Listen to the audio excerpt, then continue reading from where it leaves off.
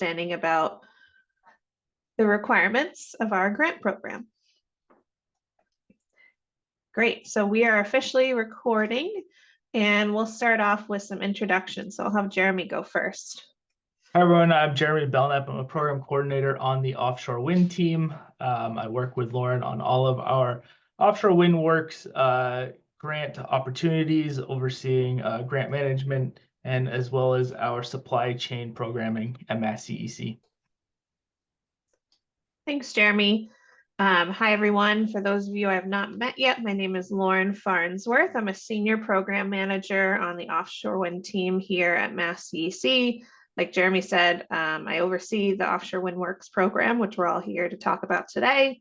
We also work together on some supply chain support and a number of other convenings with offshore wind. So I think we'll go ahead and get started.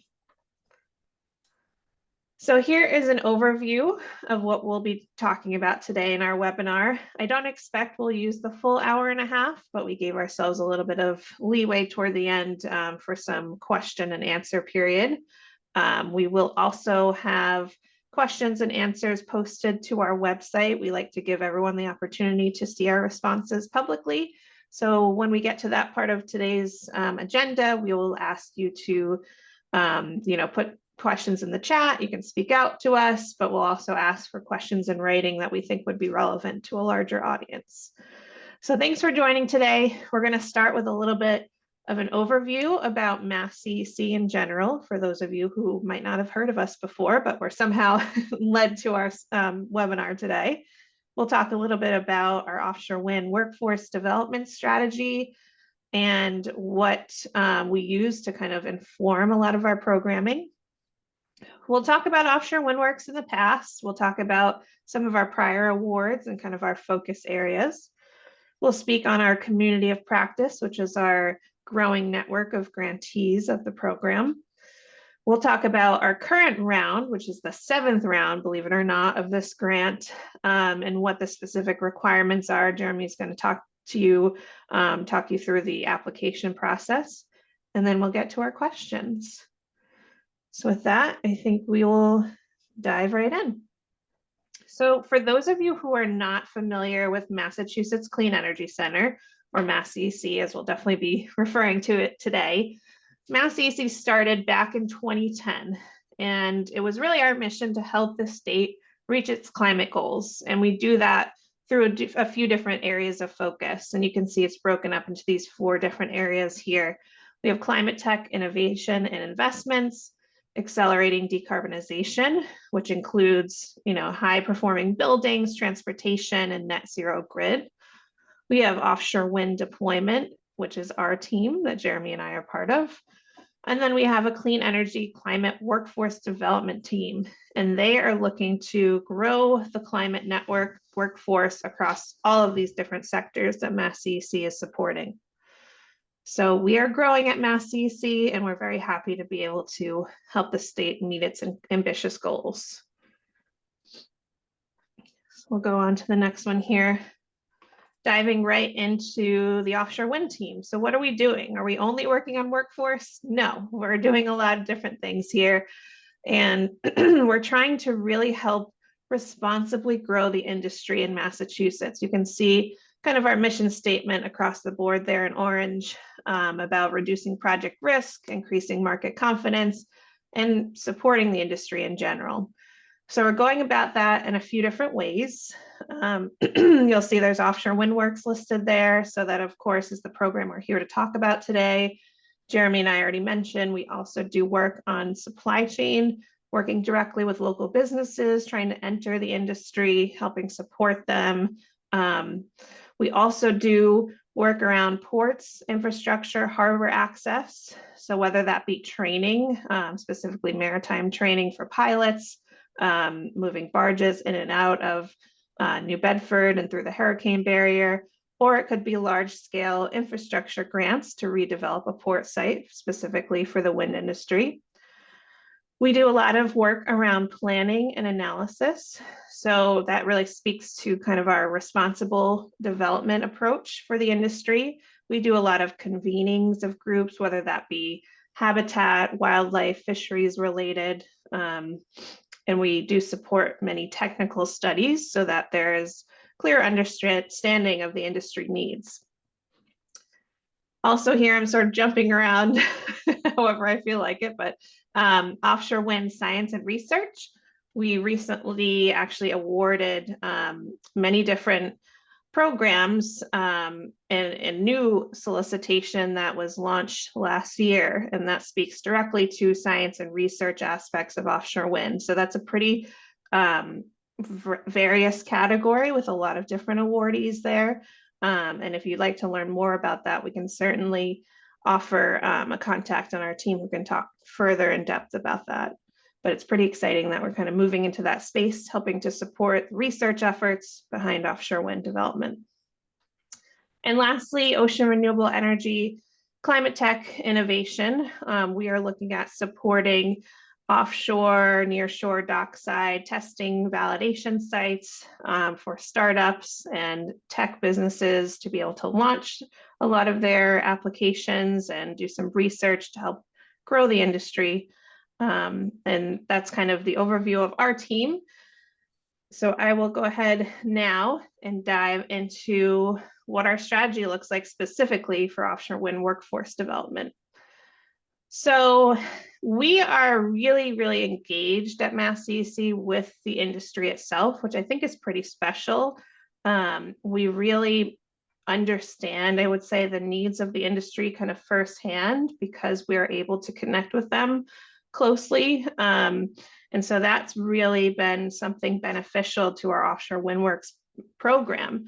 Not only do we, ask for insights from the developers and their contractors, but they actually also help us out in the evaluation process of a lot of our proposals, giving us really valuable insight into what they're seeing firsthand as major needs on projects. So that's one kind of pillar of our strategy here, is really being able to engage directly with the industry. We've also been supporting and maybe deploying on our own behalves certain research and analysis to inform basically the support of our program and where our focus areas lie each round. So that could be through analysis from Mass CEC reports that I'll talk about a few slides down. It could be from other entities outside of Mass CEC who are doing similar work, and we use that data to then inform our programming. I'll talk about that a little bit more in depth later on. We're also convening our practitioners in the state so that they're able to kind of come together, get in one room, whether it be virtual or in person. We actually have a virtual meeting of this group tomorrow, so that they can sort of share what their challenges have been, talk about best practices, and make sure we're kind of working together to achieve our goals simultaneously and as a team in Massachusetts. And we're also investing and supporting programming, of course, through this grant opportunity to be able to reach those goals and fill gaps where needed. So the next slide here may be redundant to some of you who are already in the industry and have a good understanding of workforce opportunities with offshore wind. I always like to include this for anyone who's new to the industry, because that's something that we definitely want to touch upon and definitely want to reach folks who maybe are transitioning into offshore wind from other industries, and also folks who have something to offer to folks that are entering the workforce for the first time. So to give you this background information, we like to kind of break up the offshore wind opportunities under these 4 phases of a project. So the first one being planning and developing. So that's pretty much anything before construction starts. A lot of these job opportunities typically require 4-year degrees. They might be in research, they might be in engineering, they may be in permitting. There's a lot of work and years of permitting to be done before the project reaches the construction stage. So these are really essential activities. Some of them are are hired directly by a developer. Some maybe are their contractors that are doing a lot of the research beforehand to get a better assessment, maybe of lease areas offshore. But yes, those opportunities typically would require a 4-year degree. Next up is manufacturing and assembling. So this is interesting because it's actually the phase of the project that does offer the greatest ability for job growth, and the greatest offering of jobs actually is through manufacturing. So something that we certainly want to see more of domestically here in the US. Currently, a lot of the manufacturing for offshore wind is done overseas, shipped here, but certainly something we are working towards at MassCC is to really support manufacturing coming shoreside here and opening up this huge job prospect to the workforce. So something that we're continuing to work towards. Construction and installation. So this is the phase we're currently in on the Vineyard Wind 1 project, if you've been following that along at all. The pre-assembly is happening right here at a MassCC site, the New Bedford Marine Commerce Terminal, which is pretty exciting for our team to be able to see a lot of the work being done on Vineyard Wind really up close and right in our backyard. So those job opportunities on this project are a part of a project labor agreement between the Massachusetts Building Trades and Vineyard Wind. And so that means that those jobs are union. And that's a great thing. We've been working closely with our union partners to help support training for this particular reason. And it's been a great relationship. Lastly, here in the phases of the projects, operations and maintenance. So out of all of these phases, this is the longest term opportunity for workforce. This is a 20 to 30 year period after installation is complete. So the turbines are in the water, but it does require regular inspection and maintenance and upkeep, especially of cables, especially of the blades themselves.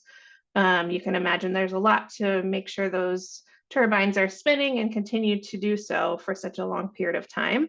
So I think this really represents a long stretch of career opportunity for folks that are interested in that kind of work. This could be work offshore at a turbine for someone who's interested in being a turbine technician and maybe working for the manufacturer of the blades, or it could be someone who prefers to work shoreside and maybe they're working at a substation on shore. So that's kind of a quick overview of what the job opportunities actually are that we're looking to help support. Okay, great. So this takes us now into some of that research I was mentioning earlier. So MassCC on the offshore wind team, we have actually published 2 workforce reports now. In 2018 and in 2021, we published the Offshore Wind Workforce Training and Development in Massachusetts report. So very specific to the Massachusetts workforce, offshore wind specific. What are we looking at here? What can we help support? Where are the gaps? And that's really helped, especially early on in our Offshore Wind Works program, really helped to support and inform our funding. Beyond that, in 2023, MassCC released a workforce needs assessment. So that looks broadly at clean energy workforce needs, not just offshore wind, but there are targeted scenarios for offshore wind within that report that have been really helpful, gaining insight into the number of jobs that we expect to be created. What's really exciting is that now we're at the point where we've had a project in the construction and installation phase for a while, so we are getting some real-time data back. So not that it's a MassCC report, but Jeremy and I added this blurb here about Vineyard Wind because they have released a report on their jobs and economic output. So I definitely encourage folks to take a look at that report. I think you can find a link to it on their website. And I know the folks at Vineyard Wind have been great about really communicating their efforts. They've done a great job in hiring locally. You can see Mass residents receive 78% of total labor income, which is huge.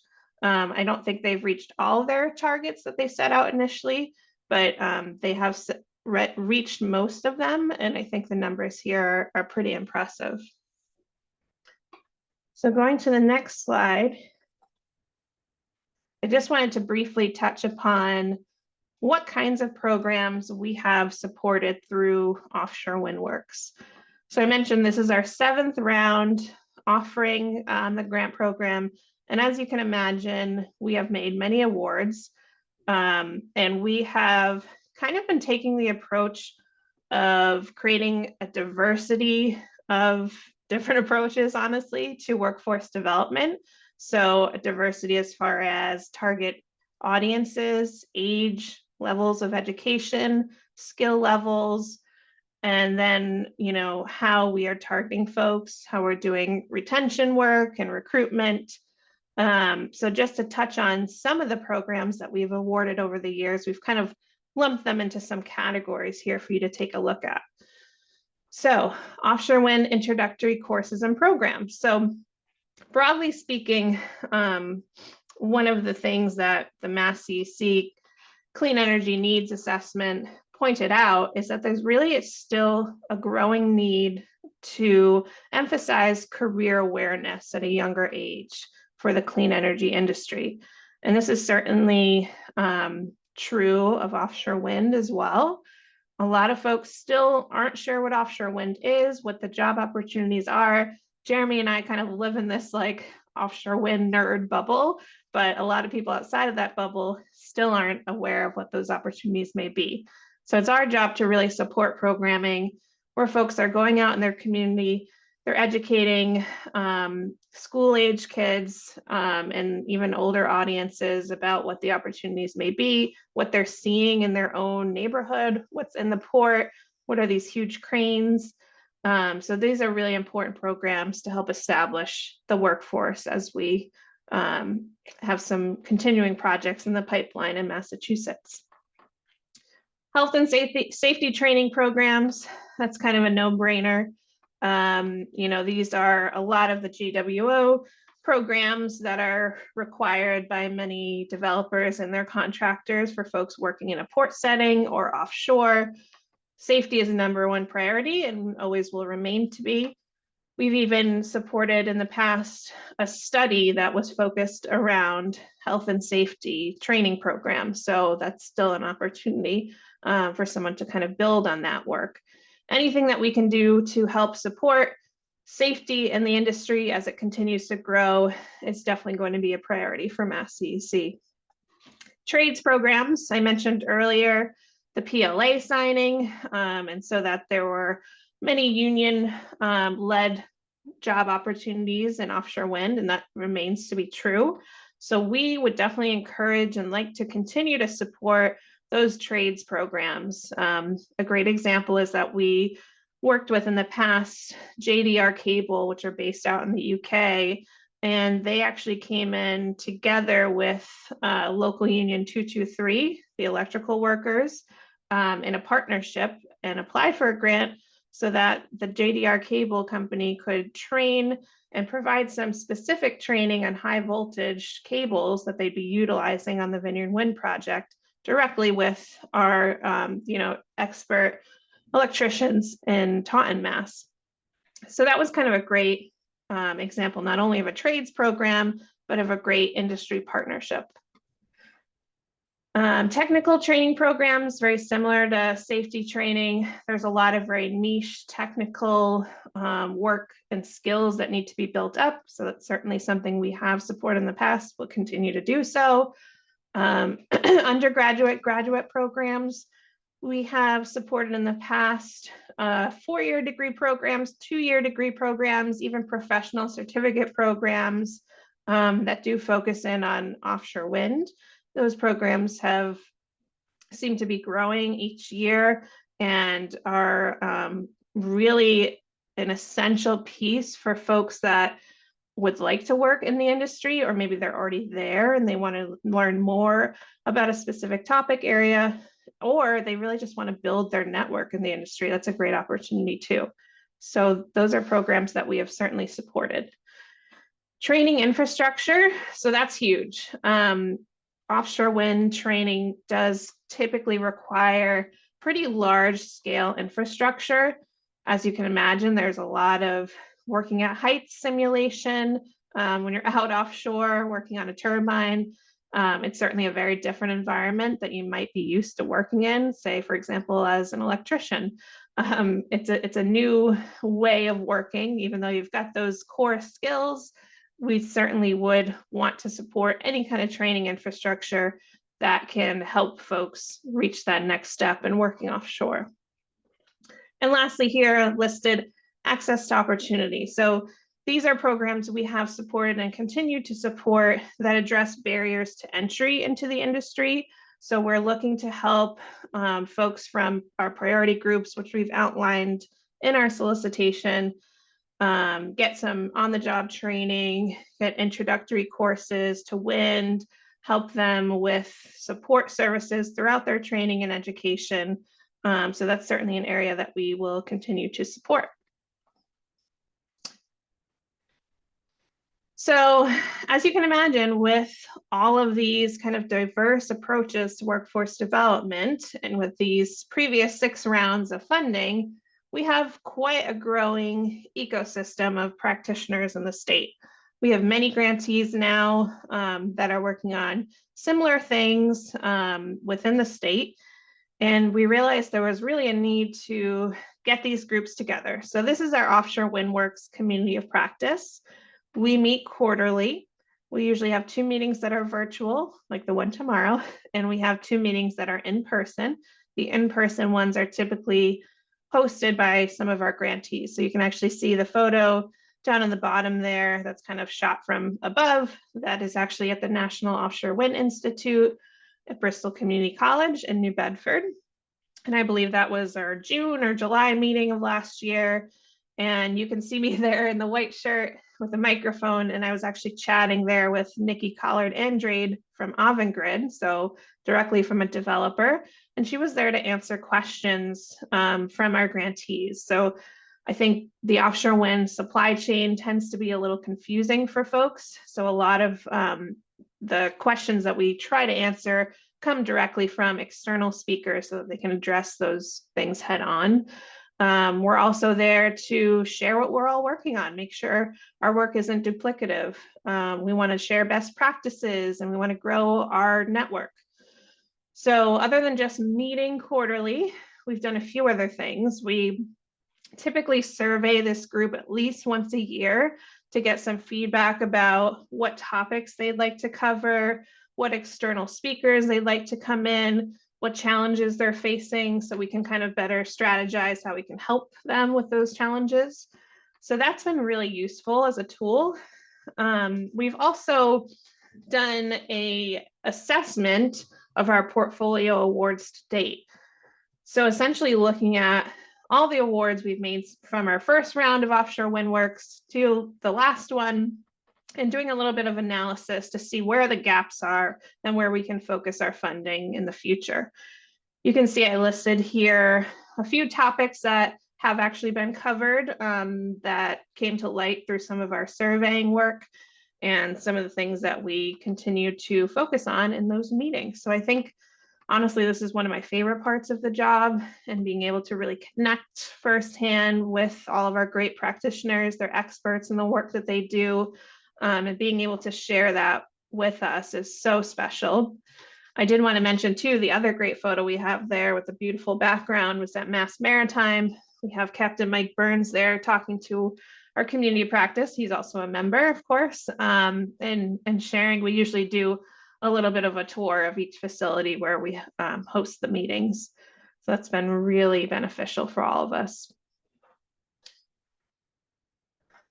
All right, and so I think this is my last slide before I hand over to Jeremy. He's going to talk to you more about this new round of Offshore Wind Works, what the application process is like. So just to wrap up on my end, so far, we've done 6 rounds of funding. We have invested $18.4 million in this work. We've made a total of 58 awards.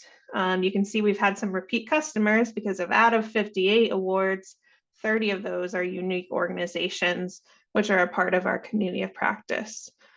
So I'm very excited to be growing this network with each new round of our offering. But with that, I think I will pass over to my colleague, Jeremy. Thanks, Lauren. Yeah, I'm going to now go into the most recent round of funding, the 2025 round of our Offshore WindWorks program. For those of you who have applied, received a grant in previous rounds, this round is probably more similar to 2 years ago, the 2023 round, than it is to last year, in that there's returning to one stream of funding rather than multiple tracks with different sources of funding. So we'll get into that a little bit more as I go through. So there's really two main types of projects that you can propose. The first being a workforce development programming. We're awarding up to $200,000 this year. And these kind of will fall into two main categories. You can propose a workforce development and training project, where you're proposing to establish or expand an existing workforce development or training program. Here you can propose to build capacity to conduct training, fund members to receive industry-specific training, or create an introductory pathways program for offshore wind. An example program might be one that develops the curriculum for an offshore wind module for career and technical education centers to build a pathway into offshore wind programming for graduates. And then the second type of project that falls under the workforce development programming category would be an access to opportunity project, which is one that aims to help mitigate, reduce, or eliminate existing barriers to entry in the offshore wind industry for members from priority groups that we've identified, and I'll go into in just a couple slides, or provide targeted exposure, career guidance support, and or counseling to individuals in the identified priority groups pursuing a pathway into the offshore wind industry. An example of an access to opportunity project might be a pre-apprenticeship, pre-training, or pre-educational program that fills existing gaps in hard or soft skills needed to participate in existing programs and establishes a pipeline for successful participants to enroll in those existing programs. And then under that workforce development programming, there we kind of list four main focus areas. This is one of the areas that, as Lauren said, when we talk to industry members every year, this is one of the areas that we're talking about, and that changes year to year within the solicitation. So this year, our four focus areas are port workforce, education, skilled trades and worker safety, and career pathways and awareness. So port workforce is for training programs that are tailored to maritime workers, such as stevedores, crane operators, signalers, logistics coordinators, any workers who are really essential to efficient port operations.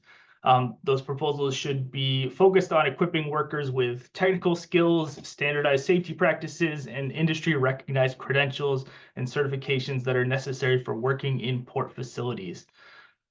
Education is for proposals for offshore wind programs that are being incorporated into the curriculum at all education levels, from career and technical education and secondary school to universities and community colleges. Skilled trades and worker safety is for proposals that will support the development and dissemination of certified training safety courses specific to the offshore wind industry.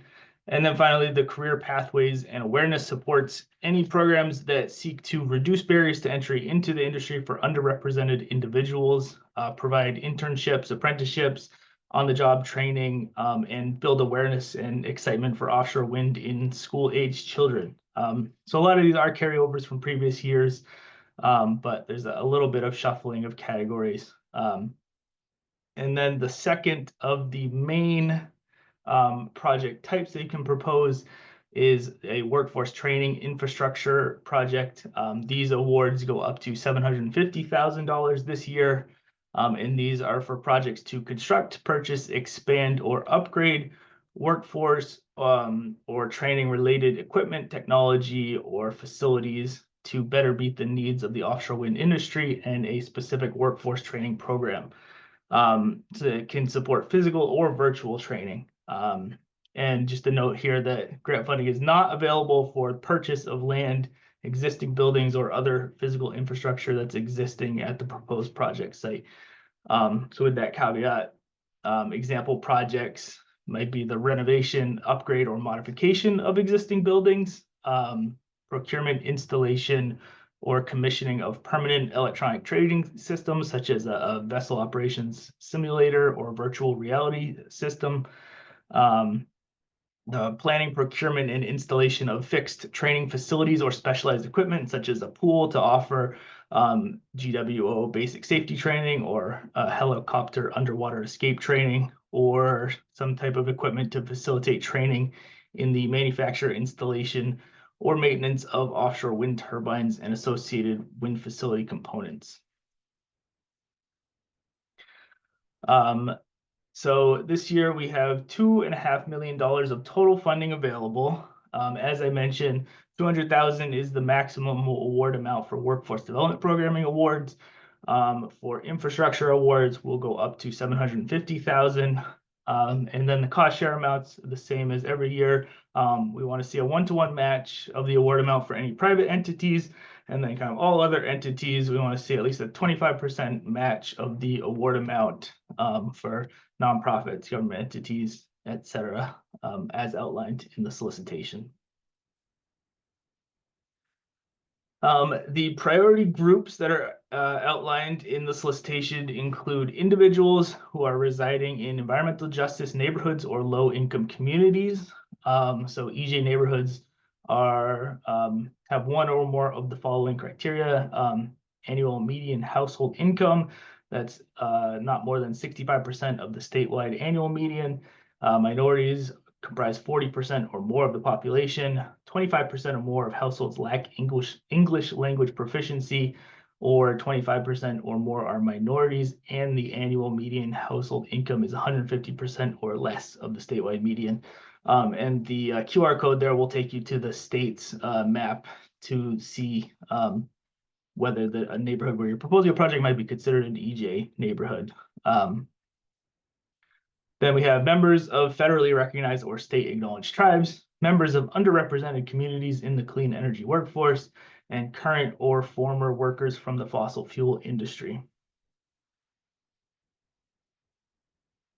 Some key elements of project design that we kind of like to see in proposals include partnerships, whether that's partnerships with someone in the industry. If you don't have a ton of experience, you have experience providing workforce development programming, but not a ton of experience with offshore wind, maybe partnering with an offshore wind company can bolster your application, or vice versa. Geographic location. We don't want to limit our programming just to, say, the South Coast area. We want to geographically spread our training opportunities as much as possible. We do have a lot of programming that is kind of focused in the New Bedford area, just because that's where projects have kind of been established to date in Massachusetts. So we would like to expand a little bit into the North Shore and even west in the state. Diversity, equity, and inclusion elements are encouraged. Proposals can benefit from identifying one of those priority groups I just listed, and then working to address some of the barriers that group may have to participating in the program and entering the offshore wind industry. And then addressing those barriers, some examples of barrier reductions may include outreach plans that help address language barriers, lack of digital access, work readiness or soft skills training, or offering a training stipend just to attend. So selection criteria. Lauren and I will receive all proposals. By the deadline, we will establish kind of a review committee of both Mass CEC individuals and then some industry partners as well. We won't share the full proposals with industry partners, but we put together kind of a summary table of all of the proposals, share them out, and try to get some feedback of what best meets current industry needs. So proposals are scored and ranked based on program summary and scope. So does the project demonstrate an understanding of the skills and knowledge that are necessary for offshore wind occupations, and does it respond to one of the needs identified in the solicitation? Your team experience and qualifications. Do you have experience delivering high quality work with measurable results? Do you have experience in the offshore wind industry? Your work plan, does the project have a clear strategy to complete the project and do the proposed schedule, milestones, and deliverables in a timely fashion? Do they seem appropriate and achievable? Commitment to DEIJ and or priority groups. Does your application demonstrate a genuine and proactive commitment to diversity, equity, and inclusion, both internally within your organization and in your programming design? The budget, does it include a sufficiently detailed budget? Is it cost effective? Are you identifying cost share sources? And then how does it stack up against other proposals that we receive, which would be value demonstration. Application materials can all be found on our website on the open solicitation page. There are 3 things that we're definitely looking for when you submit an application. So that'd be attachment C, which is that you're an authorized representative of your organization and you accept terms. Attachment D is the completed application form, and then attachment E is a sample agreement, which is Mass CEC's kind of form contract for a grant agreement. And we're just asking you to look through it. If you have any edits you would like to request to the terms in there, there's a space on attachment D, the application form, where you can fill those out. We're not asking you to fully fill out attachment E to make a bunch of edits there and send it back. This is just a sample for you to look over and see if there's any edits you're going to require before we move into contracting.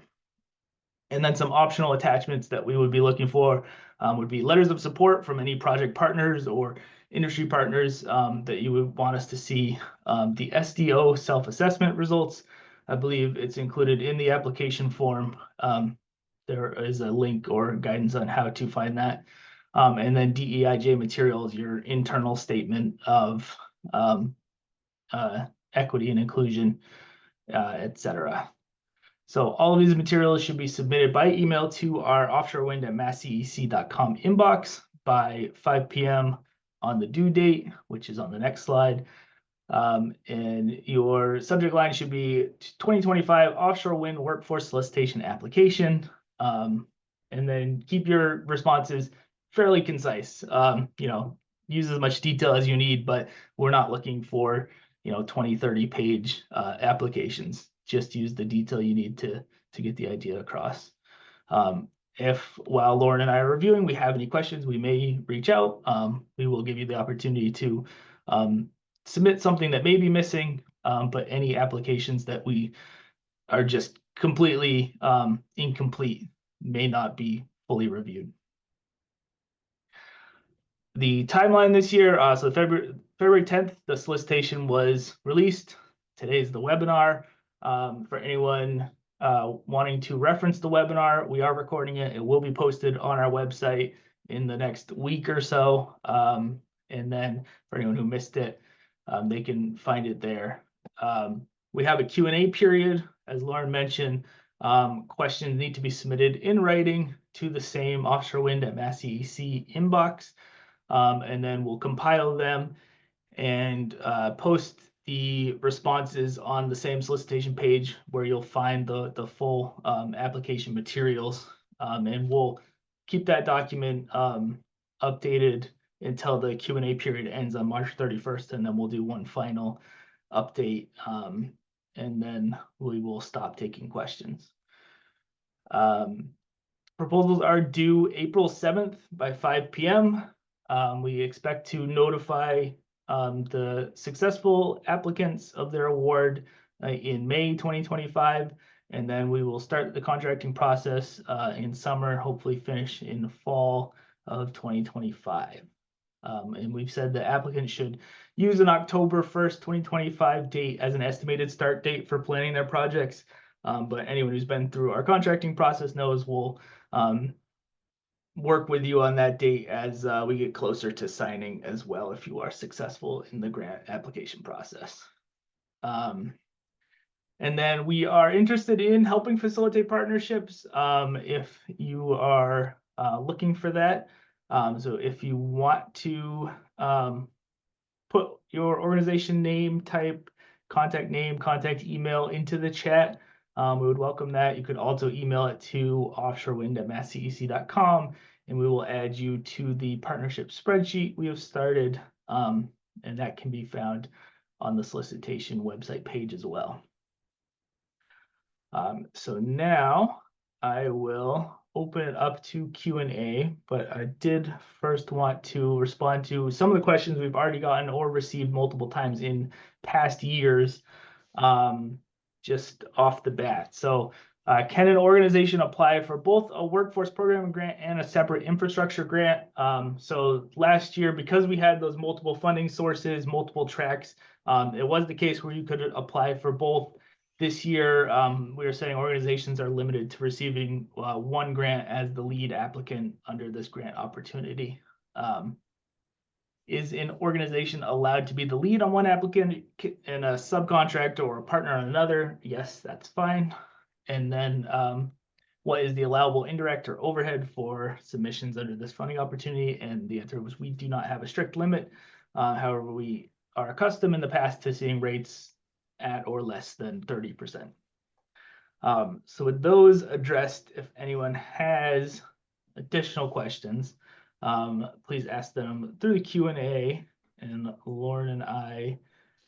Jeremy, I can go ahead and address one that's here in the Q&A.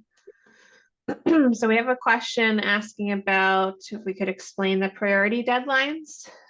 So while other teams at Mass CEC do have priority deadlines listed on their RFPs and solicitations, we do not have that concept here for offshore wind work. So we just have one deadline here. You must submit by April 7th by 5 p.m. You can certainly submit before then. We're going to review them though all together. So it's likely we'll do a lot of reviewing beforehand. We'll read through, but we like to be able to kind of review proposals as one batch so that we can understand the value demonstration as compared to the other proposals. So that's my response to you. I understand, yeah, priority deadlines. I have seen that language on other opportunities, but not here. We're pretty simple here. So yeah, as long as you get to us by that due date, you will be a part of the evaluation process. I did want to just quickly point out too, I'm hoping others will type in the chat or use the Q&A function so we can answer your questions. I did put in the chat also a website that we have for Offshore Wind Works grant projects. We still have a few more to add there to that listing, but if you go into the solicitation itself, there is an attachment that has descriptions of previous awards. So you can certainly read through that entire document and see what we've awarded in the past. So that's usually pretty helpful. I also want to echo what Jeremy was talking about facilitating partnerships. I think that's really, really important, especially for folks who might be experts in kind of the workforce development field, but maybe offshore wind is very new. We really emphasize the importance of those partnerships. We want to see that you're kind of making progress toward communicating with the industry and you sort of understand industry needs. So to come together as a partnership and apply for this grant would be, you know, really meaningful to us. And we're always happy to help you get into the right direction, make connections where we can. Please reach out to us and we can add your information to our listing. There's another question if you want to answer live, Lauren. Does the lead applicant entity need to be based in Massachusetts, or can organizations based in other states apply as well? That's a good question. Typically, we do require the lead applicant be based in Massachusetts. We've seen a lot of programs where the lead is in Mass and even the partner might be based overseas. That is very much allowable, especially in like that partnership, industry partnership situation I was just talking about. But we do require that the lead be based in Mass or registered to be doing business in Mass is actually officially how we put it. With so a in the location in the state as well. Right. Yep. So you'll see that explicit detail in the solicitation under the eligibility section. But yeah, you'll see that's what we say there.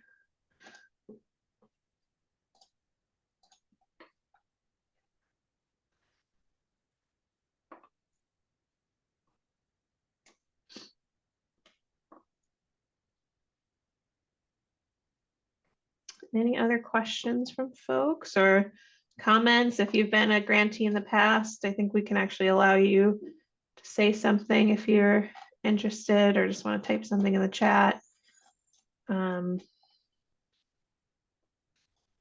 even if you want to add your own name, contact info into the chat, that's always helpful so folks can see who's on the call.